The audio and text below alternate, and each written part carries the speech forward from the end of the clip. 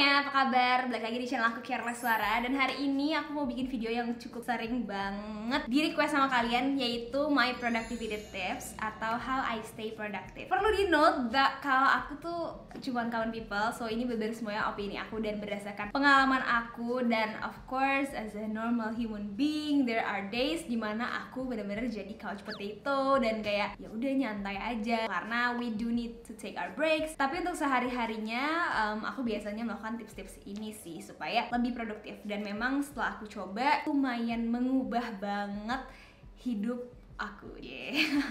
Nah, if you guys are interested, bisa langsung di subscribe dulu dan dinyalain tombol notifikasinya supaya kamu gak ketinggalan setiap aku upload video, dan juga leave a comment down below what videos would you like to see next. So ya, tanpa berlama-lama langsung aja yuk ke videonya. Kaca. Oke, so masuk ke nomor 1. Oke, the step 0 sih sebenarnya menurut aku adalah untuk nulis semua kegiatan kamu di kalender dan juga pasti bikin to-do list out of it. Nah, kalender di sini aku nge-refer ke electronic calendar sih, jadi kayak lebih ke Google Calendar atau iCalendar di Apple atau anything you like. Kenapa harus ngeplan semuanya itu di sana gitu? Karena sebegini, aku setuju banget sama pepatah yang bilang failing to plan is planning to fail. Kalau kamu itu gagal untuk merencanakan, itu sebenarnya kamu udah merencanakan untuk gagal. Nah, meskipun emang sebagai manusia kita hanya bisa berencana aja, tapi menurut aku we have to at least bisa melihat ke depan kayak kira-kira tuh mau pakai waktu kita tuh untuk apa aja sih, karena gampang banget loh guys untuk kayak terbawa suasana dan malas dan lain-lain, dan ya udah ujung-ujungnya kayak ya nggak ngapain, nggak produktif gitu kan. Dulu pas pertama kali aku mulai karir aku beauty vlogger ini, aku tuh masih sekolah terus juga kuliah, jadi aku tuh harus juggling antara dua itu. Jadi aku tuh sering banget ujung-ujungnya tuh kayak neglect si kerjaan aku. Jadi aku tuh kayak ya udahlah upload YouTube sebulan 2 kali, sebulan sekali, bahkan pernah kayak nggak upload sama sekali. Ingat kan guys, jaman-jaman itu biane. Karena aku ujung-ujungnya kayak santai-santai terus kayak gue belum bikin ini, terus kayak tiba-tiba pas gue mau bikin YouTube, tiba-tiba udah ada tugas nih dari kampus, ya otomatis aku harus prioritasin si kampus dong, karena itu kan udah bener-bener mendesak. Terus ya udah deh, dari situ jadi ujung-ujungnya aku nggak sering muncul di YouTube, dan ya gitulah, dulu kan aku sering ghosting kalian ya, maaf ya guys.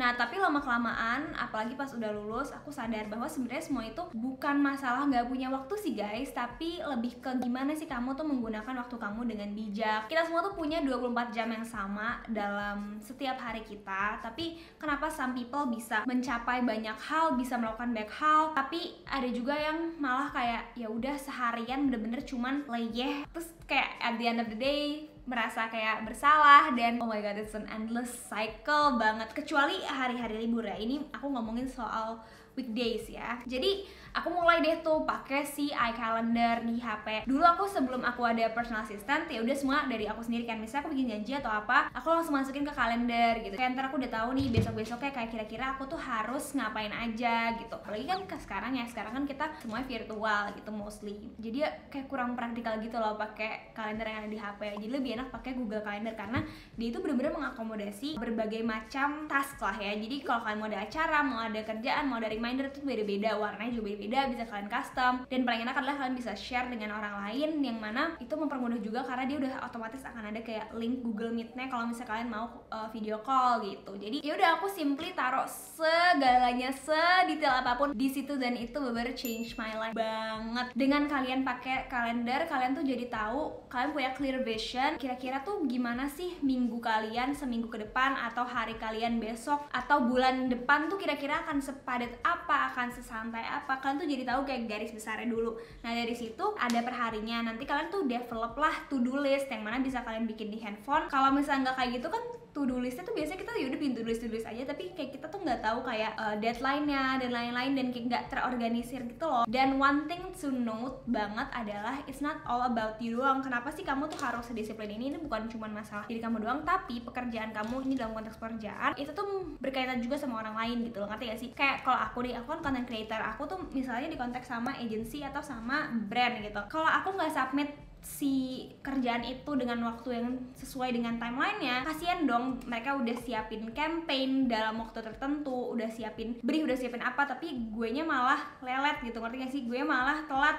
Itu kan kayak yang nggak sesuai plan mereka udah punya target sendiri dan lain-lain. It's a teamwork gitu loh. Dan juga dengan adanya si kalender ini, kalian tuh jadi kayak terpressure dalam arti baik, karena kalian tuh jadi kayak, aduh kalau misalnya gue nggak ngerjain si kerjaan ini sekarang, gue harus ngerjain ini besok, sedangkan gue udah lihat nih besok nih akan ada apa gitu. Jadi udah tahu kira-kira, aduh kalau misalnya gue nunda-nunda sekarang malah akan nyusahin diri gue besok sih. Jadi kayak udah kerjain aja. Jadi kayak otomatis kalian akan ke-push buat nyelesain kerjaan itu gitu. Yang selanjutnya penting adalah untuk punya yang namanya worry journal. Nah, jadi worry journal ini apa sih? Waktu itu belajar dari masterclassnya Matthew Walker. Dia itu ngajarin masterclass How to Sleep Better di masterclass.com. Di situ dibilang kayak salah satu alasan kenapa kita tuh susah tidur kadang-kadang karena kan banyak pikiran tuh kayak, aduh gue besok mau ini, gue mau bikin foto ini, terus di mana ya, terus jam berapa, terus sih worry lah kita pokoknya, makanya kita nggak bisa tidur. Nah, tidur itu kan salah satu bagian yang paling penting dalam hari kalian yang ngebantu untuk produktivitas hari selanjutnya. Kalau kalian nggak tidur, kalian nggak akan bisa maksimal besoknya. Kalau misalnya aku nggak cukup tidur, pasti aku akan kayak loyo dan lain-lain. Apalagi gue nggak bisa minum kopi kan, jadi kayak emang beneran butuh tidur beneran gitu loh, nggak bisa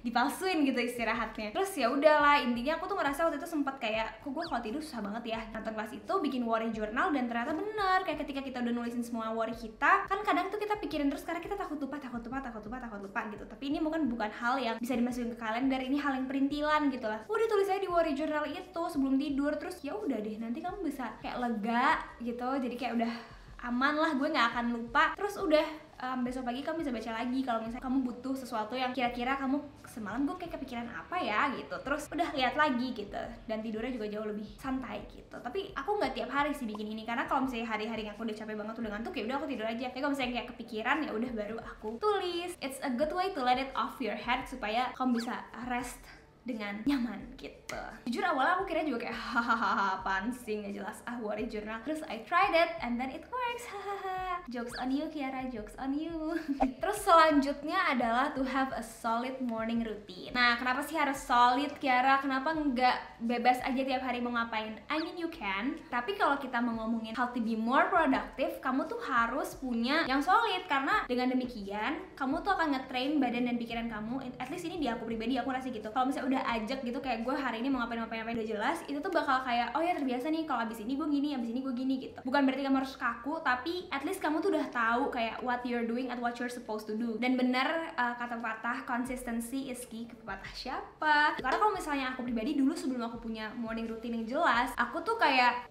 di sini gue nonton dulu kali ya, enggak, gue drakor dulu deh, enggak deh YouTube dulu, enggak deh gue main dulu apa, maksudnya kayak main game atau apa, kayak terserah aja gitu. Tapi kayak abis itu jadinya kerjaan ketunda, kayak gitu-gitulah. Kalau aku pribadi, morning rutinnya tuh biasanya terdiri dari, kan biasanya biasa lah sholat subuh gitu kan jam 5.30, terus habis itu jujur aku biasanya tidur lagi. Aku tahu sih nggak boleh ya, tapi jujur badan ini kadang tidak bisa berbohong, kayak capek banget. Bangun lagi itu jam 8, itu satu hal yang harus aku perbaiki. Oke guys, note to self. Terus bangun jam 8, terus habis itu ngecharge semua device, misalnya iPad, HP, laptop, segala di-charge dulu. Supaya apa? Supaya nanti pas udah kerja nggak kepotong waktunya untuk ngecharge lagi gitu. Jadi udah ready. Kalau kamera biasanya udah dari kemarin ya udah aku charge. Terus lagi nggak buru-buru banget, boleh kayak misalnya olahraga atau stretching. Aku tuh lagi ngikutin si Yoga with Adrian. Itu kan favorit aku ya, kalau kalian tahu. Itu kalau buat kalian yang suka mager-mager olahraga, cobain deh, karena yoga sama dia tuh enak banget, beda banget. Aduh, kamu nggak bakal ngerasain kayak punya teman baru, karena dia nggak kayak kaku gitu. Dia tuh she's very asik banget, kayak omongan dia tuh relatable banget somehow. Padahal kan kayak dia nggak kenal kita, tapi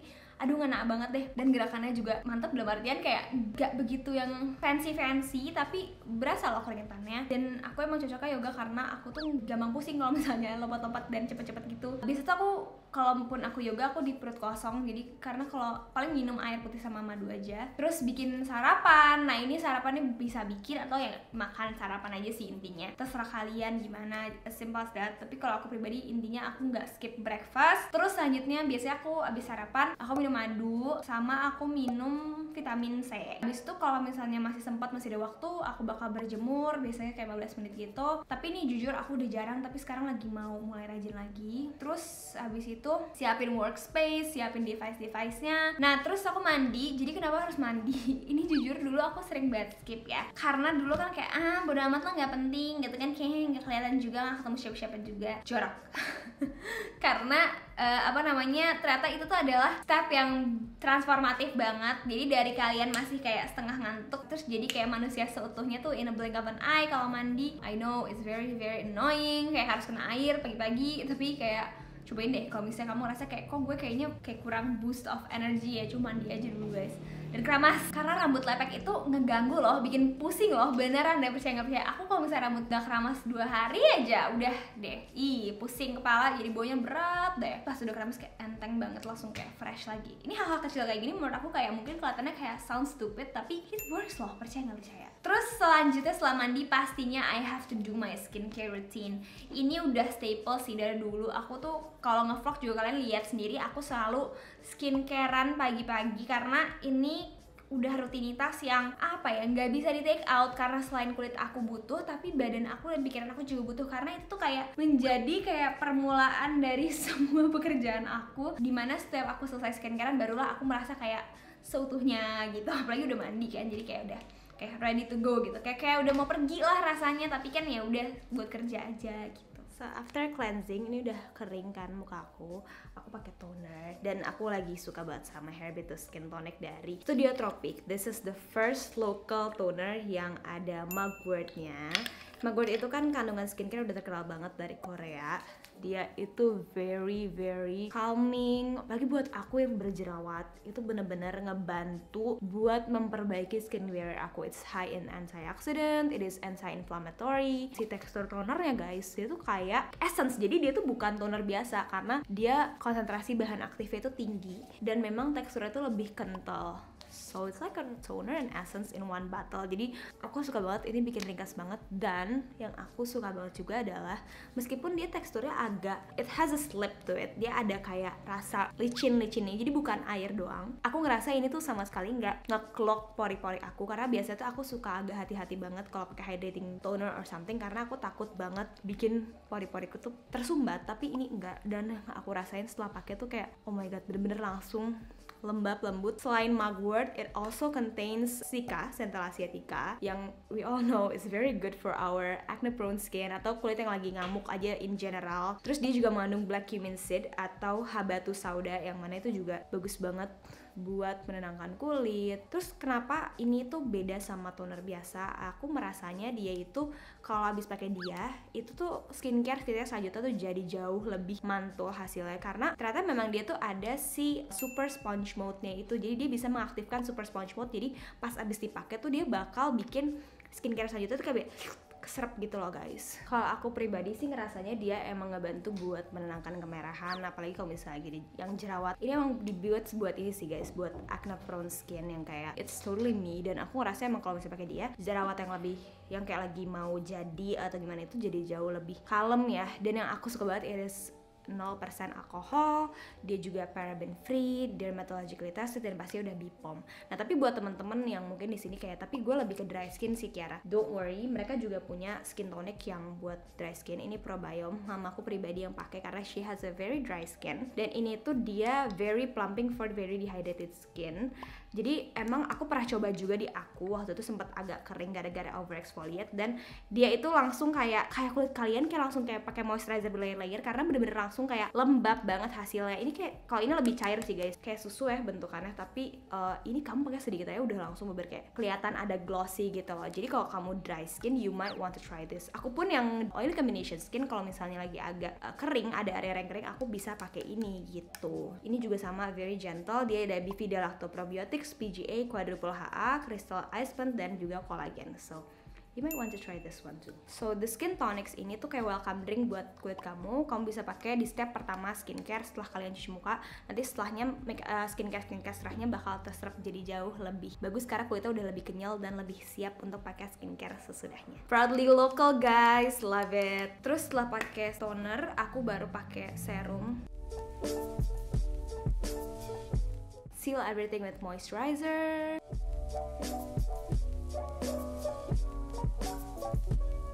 Setelahnya baru pakai sunscreen. Use anything that works for you.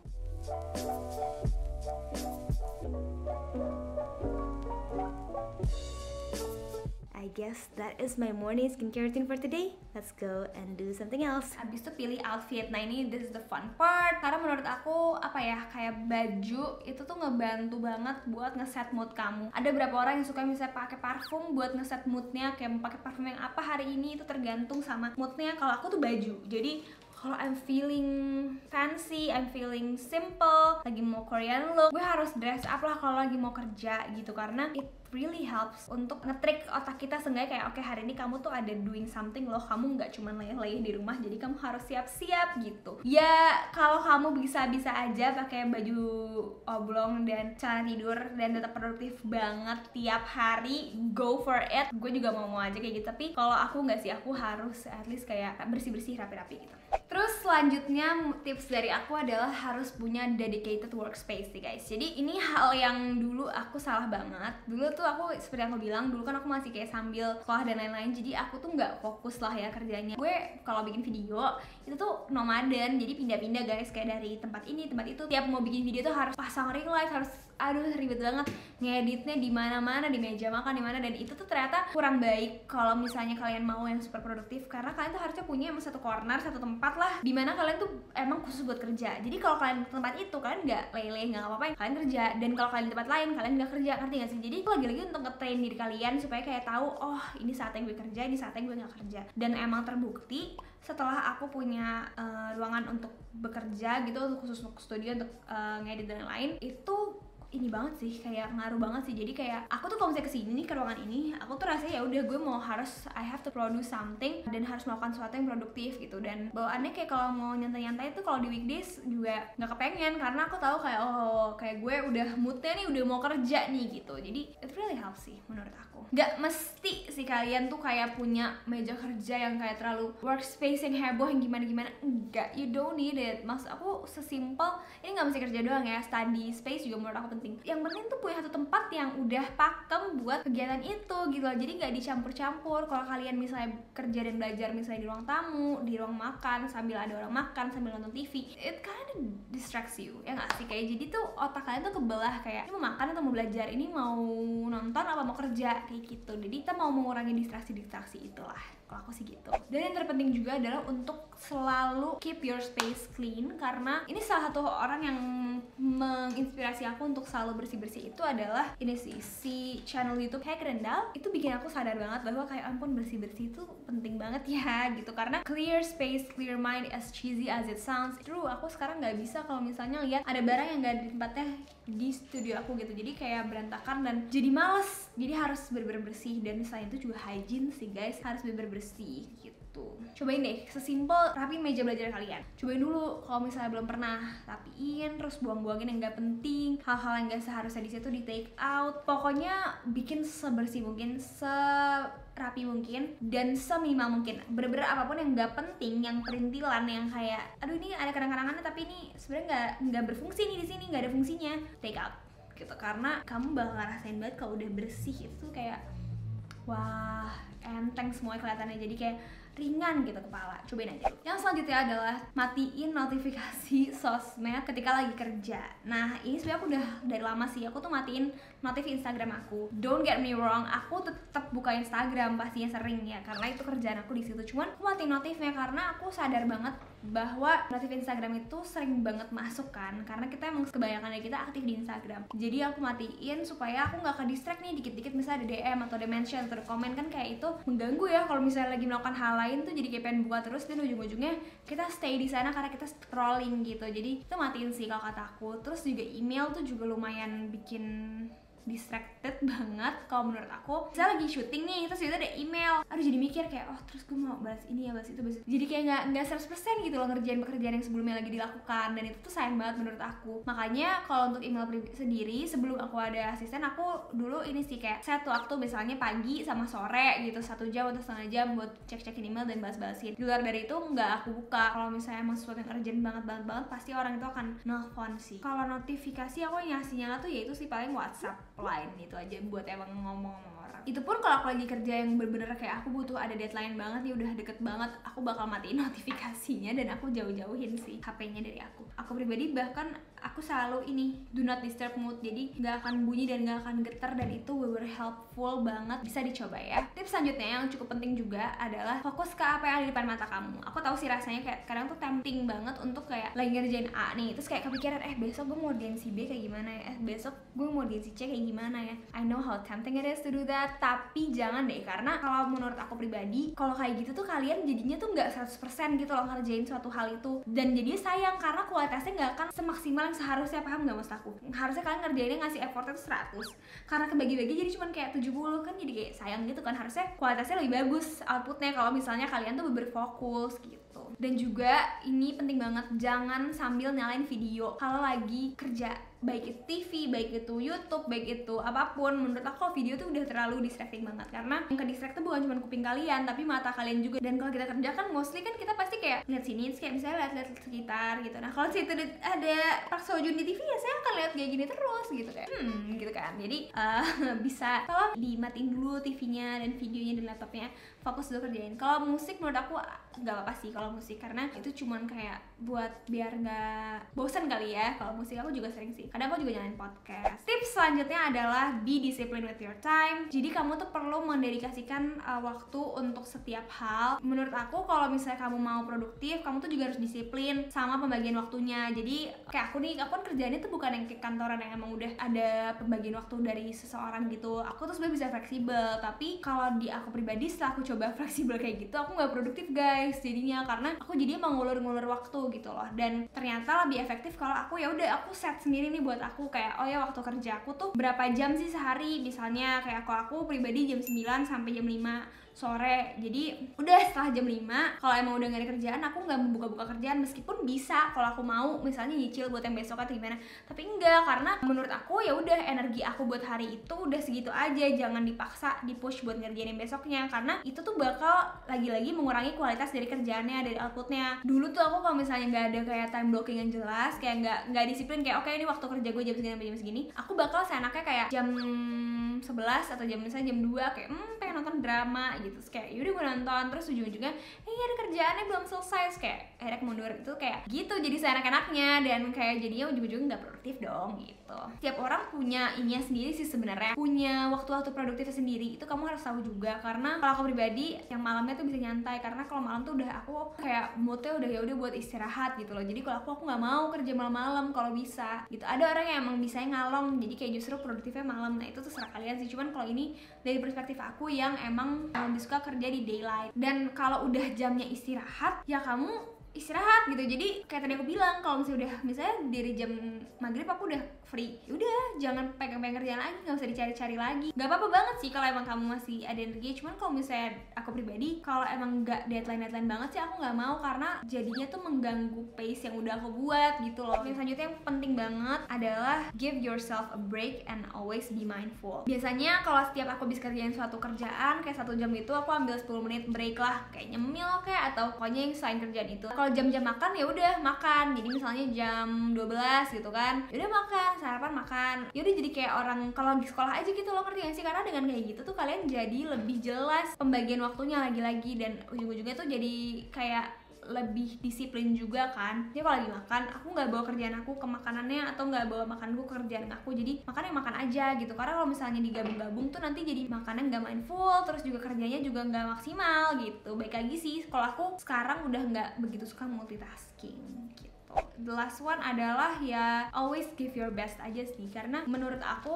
kalau misalnya kamu kasih effort tuh setengah-setengah dalam melakukan apapun, itu hasilnya nggak akan bagus. Jadi ya always give your best effort dalam melakukan apapun, dan percayalah hasilnya ntar akan maksimal juga. Dan kalau kalian udah kebiasaan nanti kayak dengan pola yang lebih produktif ini, pasti jadinya malah nggak mau sendiri kalau misalnya acak-acakan, ngerti nggak sih? Kecuali hari weekend gitu, karena kamu pasti akan lebih kayak ya sayang waktunya gitu, gue bisa makan apa, gue bisa dapat apa, gue bisa ngerjain apa kayak gitu. Nah tapi jangan salah, nanti kalau misalnya di weekend give yourself a break gitu. Jadi kalau aku pribadi kalau weekend nggak mau kerja biasanya, karena nggak mau kerja dalam artian nggak mau syuting ya, kecuali misalnya ada live atau ada beauty class, itu kan karena emang jadwalnya ngikutin audiensnya, biasanya banyak kan free-nya weekend. Jadi kalau Sabtu Minggu aku biasanya nggak mau produksi bikin video baru atau apa, karena meskipun aku ada waktu, karena itu hari aku istirahat gitu. Kalau misalnya aku nggak istirahat di hari itu, nggak enjoy hari itu, nanti aku weekdaysnya malah yang kepake gitu. Jadi semua itu udah ada porsinya masing-masing lah. Those are my productivity tips. Oh ya guys, as a disclaimer, bagian dari video ini ada yang disponsori oleh Studio Tropic, so thank you so much Studio Tropic for sponsoring this video. Thank you so much for watching, semoga membantu dan semoga setidaknya ada hal-hal yang bisa didapatkan. I really hope you guys enjoy this video. If you do, please like dan subscribe dan nyalain tombol notifikasinya, dan komen di bawah juga boleh, kayak kira-kira kalau dari kamu sendiri apa sih productivity tips kamu yang paling utama yang ngebantu kamu selama ini. Oke guys, aku tunggu ya. I'll see you guys soon on my next video and have a great day. Dadah!